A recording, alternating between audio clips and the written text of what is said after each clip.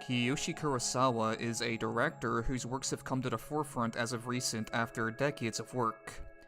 While previously known primarily for his forays into J-horror such as Pulse or Retribution, the directorial style he pioneered in the first half of his career has become a target of interest for both myself and many others dabbling with film. For not only does his minimalist, long-take style fit nicely with the milieu of our modern sensibilities, but also his content deserves to be called psychological. Nowhere is this more evident than his magnum opus, Cure, an invocation of paralyzing emptiness and disaffection. The husband of a mentally ill wife, Takabe, works as a detective alongside psychologist Sakuma, investigating a string of bizarre murders perpetrated by several seemingly unrelated people. The only tangible connection is the axe-shaped carvings made into the victims, and a case of amnesia on the suspects. Eventually, they locate a man named Mamiya, who appears to only be tangentially linked to the crimes, yet they become equally mesmerized as his erstwhile victims through the mystique his impenetrable background generates. In our protagonist Takabe, we find a dour figure pressured by his work life at his front and at his personal life due to his responsibility over his wife, who suffers from an unstated mental disorder that produces schizophrenic episodes and amnesia. She frequently finds herself lost whenever she attempts to travel outside their home, and despite her attempts towards it, is unable to perform basic household chores or prepare food for herself or her husband. As a result of this, Takabe is a lonely figure in spite of his social interactions. Eating little, drained emotionally, and consistently returning home from work only to become further stressed and forced to simmer in his own rage. His wife's condition also mirrors the central problem of the film, as it concerns conscious act and unconscious thought. The original title for the film was to be Evangelist, and indeed there is a Zen-like flourish to Mamiya's character, or rather his lack thereof.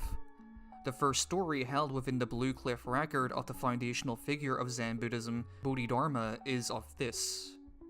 Emperor Wu of Liang asks him, "What is the highest meaning of the Noble Truths?" Bodhidharma said, "Empty, without holiness." The emperor said, "Who is facing me?" Bodhidharma replied, "I don't know."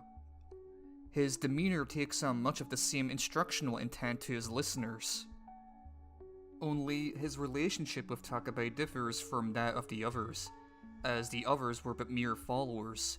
It is with Takabe he finds a true disciple and potential heir to his lineage of sorts. Humans repress their raw feelings and primal instincts inside, and this repression composes our self and drives our interaction with others. Mamiya emphasizes this exactly, stating, "All the things that used to be inside me, now they're all outside." He has no self, this being what is defined for us by our social status and interactions, which he no longer holds regard for. This is the reason behind his supposed amnesia. With no self, there is no where or here, for our being is tied to what we can project out from ourselves in the world. Instead stuck with a perennial sense of amnesia regarding every facet of his consciousness. This state imbibes him with an omniscient knowledge of the inner oppressions of everyone else. To this end, he provides his titular cure, an erasure of the barrier between repression and act, releasing such quote-unquote natural primal urges which subsume the convulsions of their waking consciousness. Two men work together in the same police box, merely putting up with one another for the sake of their job, despite their long-held animosity. And it is not until Mamiya administers his quote-unquote cure that it is acted upon to bring it to a conclusion. The man standing next to Takabe at the laundromat mutters expletives and threats to others as if no one can hear him, only to resume politeness once he is compelled to interact with his fellow man. The source of violence is to resolve the contradictions in one's social behavior that is erstwhile tolerated as one remains a social animal. In his introduction, Mamiya only appears under observation, seeming to come into existence on the empty beach within the presence of another person. A missionary sent to propagate the ritual, says Sakuma later after facing the ghosts of this religion. The existence of Mamiya is not sui generis, but comes within a broader phenomenon. Takabe and Sakuma ascertain this for themselves from Mamiya's lodgings, and in the discovered history of mesmerism, contained within the abandoned asylum once operated by a past quote-unquote Evangelist. The direct references to psychology in the books of Carl Jung and Otto Kernberg mix with the invocation of the parascientific Franz Mesmer and the application of his animal magnetism. Mesmer in particular is spoken of as an almost legendary occult figure, and in history he too presented hypnosis as a cure for people's ills, mental or physical. His cures were predicated on aligning internal mechanisms with the needs of the body by external measures to achieve harmony. With Jung, we find the power of symbols within the unconsciousness, and with Kernberg, the psychological type. Combined together, these form the method and character of Mamiya. He ascertains the personality of who he is speaking with by sounding them out, dropping their guard, and then initiating some sort of trigger. If he doesn't have his lighter for this, then he relies on a separate generation, such as the dripping water from a sink in the case of the female doctor. His interactions with each character are a form of therapy which satisfies the person's desires and alleviates all their worries, at the cost of their position as a social animal. When they look upon Mamiya, they find in him only what reflects back onto themselves, a transference in which the parts that once made up their sense of self are released. Because they purge their sense of self, so too is erased the conscience. In our day-to-day lives, we put up with behavioral contradictions. How we ought to act and how we want to act are often very different, but to veer too far into the former is to be a slave, while too far to the latter is to become an exile from society. So long as we also desire to be accepted within society as much as we desire to express what composes our individual self, we often find ourselves in contradiction and conflict. Kurosawa has an eye for centering his early films in abandoned or empty areas, from dim and decrepit buildings to desiccated landscapes and fields. The environments lack interest in the humans passing through, just as they lack interest in them. Amelia's characterizes the entire film, and every location only serves to punctuate the mental unraveling of the characters. Mamiya's dilapidated holding cell casts shadows over the conscience of Takabe and Sakuma's visions.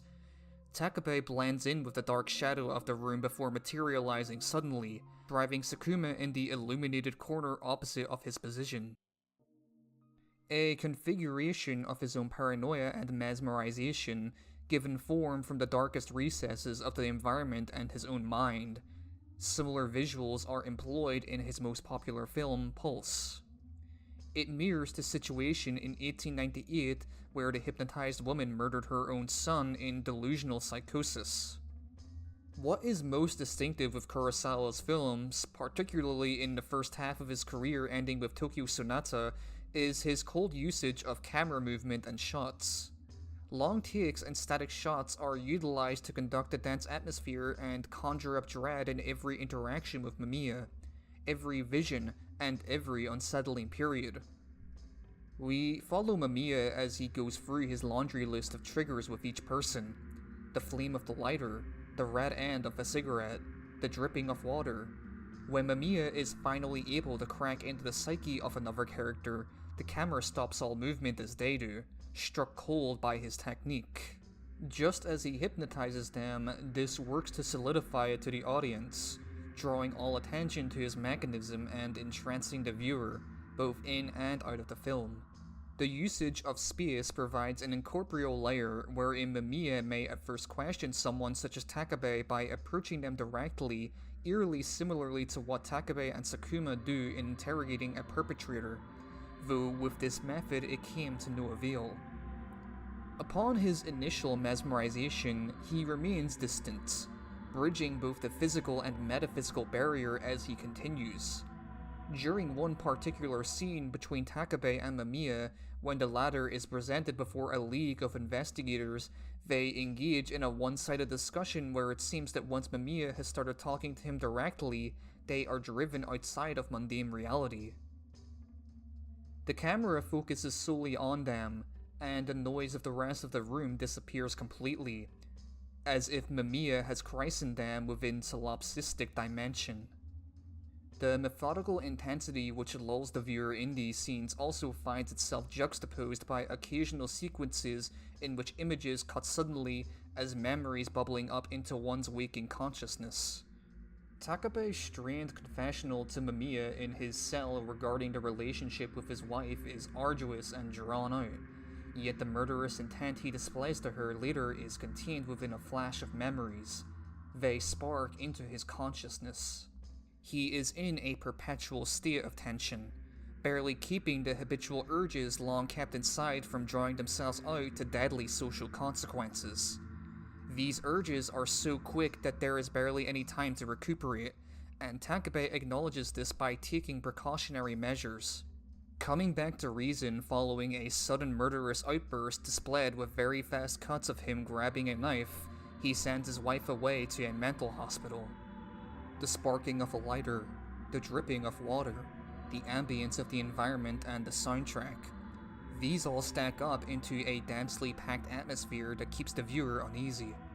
For this feeling of uncertainty is the product of a dysfunctional society. People interact with one another out of convenience, but no one truly wishes to anymore.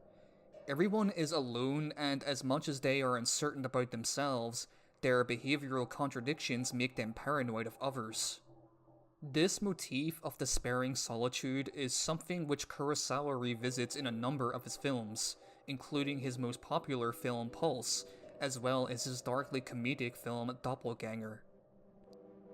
Sakuma's vision is by far the creepiest sequence in the film and echoes what techniques he later explores further in Pulse, particularly with its usage of audio, a protruding ominous wind, and a droning ambient soundtrack.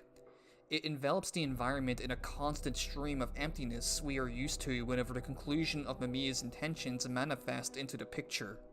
Sakuma, being a psychologist and touched by the mesmerization, realizes this pervasive sense of fear consciously.